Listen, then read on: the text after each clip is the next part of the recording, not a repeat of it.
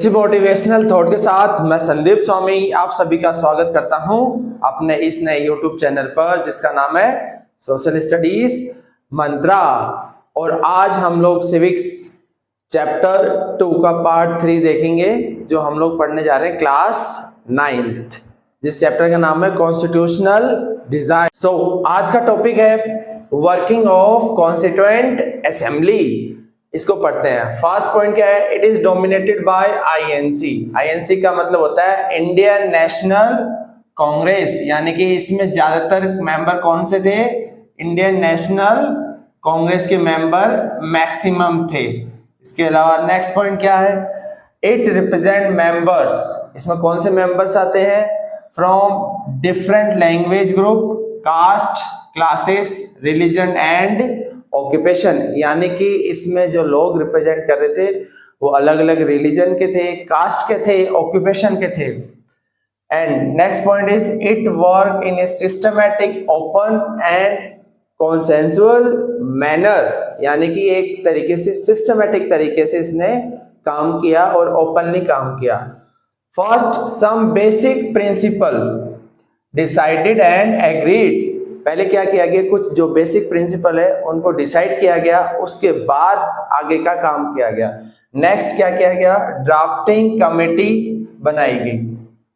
So it draft a constitution for discussion. इसने क्या किया? ड्राफ्टिंग कमेटी ने एक कॉन्स्टिट्यूशन ड्राफ्ट किया ताकि उसको डिस्कस किया जा सके। और इसके जो चेयरमैन थे वो थे doctor BR Ambedkar. Very very important कि चेयरमैन ऑफ ड्राफ्टिंग कमेटी कौन थे? Doctor BR Ambedkar. सो उसके बाद क्या हुआ? सेवरल राउंड्स, बहुत सारे राउंड हुए ऑफ थोरो डिस्कशन। इसके ऊपर डिस्कस किया गया और क्लोज बाय क्लोज एक एक चीज अच्छे से रीड आउट की गई। Next, more than 2000 amendment. Amendment का मतलब होता है चेंजेस करना। बहुत सारे चेंजेस किए गए उसमें। Next, deliberated for 114 days. और जो कॉन्स्टिट्यूएंट असेंबली के मेंबर्स थे उन्होंने कितने दिन? लगभग 114 डेज उन्होंने मीटिंग की। Next, very important, constituent assembly debate. ये क्या था? जब जो सारे जो डॉक्यूमेंट्स प्रेजेंट किए गए थे और साथ के साथ जो भी वर्ड बोले गए थे उनको रिकॉर्ड किया गया था, प्रिजर्व किया गया था, उसे क्या बोला जाता है? Constituent assembly debate. Means every document presented and every word spoken, यानी कि जो भी डॉक्यूमेंट्स प्रेजेंट किए गए थे और जो भी वर्ड बोले गए थे उनको क्या किया गया था? रिकॉर्ड किया गया था एंड उसको प्रिजर्व यानी संभाल के रखा गया है। और इसकी प्रिंट किए गए तो 12 बल्कि वॉल्यूम बनके तैयार हुए। सो इसका क्या फायदा है? ये हमेशा कॉन्स्टिट्यूशन को इंटरप्रेट करने में काम आता है। It used to interpret the constitution. So आज हमने अभी क्या पढ़ा कि जो कॉन्स्टिट्यूएंट असेंबली किस तरीके से काम किया उन्होंने, उसके बारे में हमने जाना। अब नेक्स्ट टॉपिक देखते हैं। Next topic is guiding values of the Indian constitution, यानी कि हमारे जो कॉन्स्टिट्यूशन को किसने गाइड किया, किससे इसको इंस्पिरेशन मिली। इसके लिए हमें सबसे पहले जानना होगा, need to understand philosophy of constitution. इसको हमें दो चीज से पता चलता है, एक लीडर्स के व्यू से और दूसरा प्रीएम्बल से।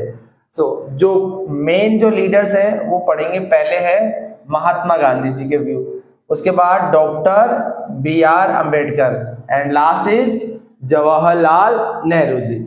फर्स्ट हम लोग डिस्कस करते हैं महात्मा गांधी जी के बारे में।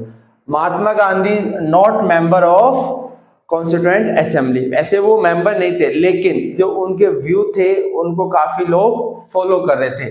But many members followed his vision and his views. Mahatma Gandhi ji की एक मैगजीन थी यंग इंडिया जो 1931 में आई थी। ये बताती थी कि जो कास्ट इनइक्वालिटीज है उसको हटा देना चाहिए, रिमूव कर देना चाहिए। इनके व्यू जो कॉन्स्टिट्यूशन मेकर को है काफी ज्यादा इंस्पायर करे। Next, very very important, doctor BR Ambedkar. इनको बोला जाता है फादर ऑफ इंडियन कॉन्स्टिट्यूशन।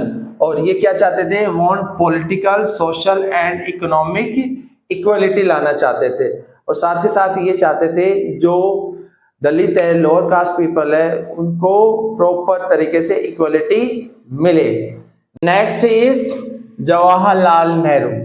वो क्या चाहते थे, equality of opportunities to all, यानी कि सबको इक्वलिटी का अपॉर्चुनिटीज मिलनी चाहिए। नेक्स्ट, एंड ऑफ पॉवर्टी, यानी कि पॉवर्टी एंड होनी चाहिए। नेक्स्ट टॉपिक क्या है, फिलोसफी ऑफ द कॉन्स्टिट्यूशन। और ये फिलोसफी कहां पे लाई करती है, लाइस इन आवर प्रीएम्बल। और प्रीएम्बल क्या होता है वो अभी हम लोग देखेंगे। पहले फिलोसफी के बारे में जान लेते हैं। The value that inspired and guide the freedom struggle, और साथ के साथ it guide all the articles. So preamble जानते हैं। प्रीएम्बल बेसिकली क्या होता है, जो शॉर्ट समरी होता है कॉन्स्टिट्यूशन का, और basic introduction of our constitution होता है। और ये हमें कहां से इस इंस्पिरेशन मिलती है, USA, from USA. So the constitution begins with A short statement of its basic value, this is called preamble and it is like a poem. ये एक तरीके से क्या लगता है, जैसे पोयम हो on democracy. And it contains the philosophy, और इसमें क्या होता है, फिलोसफी, जिसके ऊपर हमारा पूरा का पूरा कॉन्स्टिट्यूशन बना हुआ है, on which our entire constitution build. Next point is very very important, it is soul of our constitution. ये हमारे कॉन्स्टिट्यूशन की आत्मा है। Next point is it provide a standard. ये स्टैंडर्ड प्रोवाइड करता है ताकि हम लोग एग्जामिन कर सके एंड इवेल्युएट कर सकते किसी भी लॉ को एंड एक्शन ऑफ गवर्नमेंट कि वो सही है या गलत है। Last point is it guides all the articles, यानी कि जो प्रीएम्बल्स है वही सारे आर्टिकल्स को गाइड करता है। अब हम लोग जो प्रीएम्बल है उसके जो बेसिक टर्म्स है उनको डिस्कस करते हैं।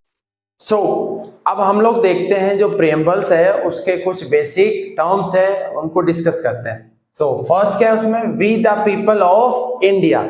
ये क्या डिनोट करता है कि जो कॉन्स्टिट्यूशन है has drawn and enacted by people, यानी कि जो कॉन्स्टिट्यूशन बनाया गया है, इनेक्ट किया गया है, वो किसके द्वारा, थ्रू देयर रिप्रेजेंटेटिव, यानी कि जो लोगों के रिप्रेजेंटेटिव है उन्होंने ही उस कॉन्स्टिट्यूशन को बनाया है। Next, sovereign. सोवरेन का मीनिंग क्या होता है, it means India is a free country, यानी कि इंडिया पे किसी बाहरी कंट्री का कोई कंट्रोल नहीं है। So no external power can dictate the government of India, यानी कि जो हमारी भारत सरकार है उसके ऊपर किसी का कोई कंट्रोल नहीं होगा, ना ही कोई उसको आदेश दे सकता है, वो एज ए इंडिपेंडेंट काम करेगी। Next is socialist. सोशलिस्ट का मतलब होता है कि जो भी वेल्थ होगी वो is generated socially and shared equally by the society, यानी कि जो भी वेल्थ होगी वो सोसाइटी में डिस्ट्रीब्यूट की जाएगी, और जो लैंड है और इंडस्ट्री है उस पर ओनरशिप गवर्नमेंट की होगी, ताकि सोशो इकोनॉमिक इनइक्वालिटीज कम की जा सके। Next is secular, very very important secular word. इसका मतलब होता है नो ऑफिशियल रिलीजन, कि वो कंट्री जहां पर कोई ऑफिशियल रिलीजन नहीं होता, जहां पर सारे रिलीजन इक्वल होते हैं। Next, all religion are treated equally by government, जहां पे जो गवर्नमेंट क्या करती है, सारे रिलीजन को इक्वली ट्रीट करती है। Next concept is democratic. Democratic का मतलब होता है where people elect their ruler, जहां पर लोग क्या करते हैं, अपने रूलर को इलेक्ट करते हैं, and they enjoy equal political rights, और उन सबको क्या मिलता है, इक्वल पॉलिटिकल राइट मिलता है। Next concept is Republic. Republic का मतलब होता है जहां पे head of state is elected person, not a hereditary position.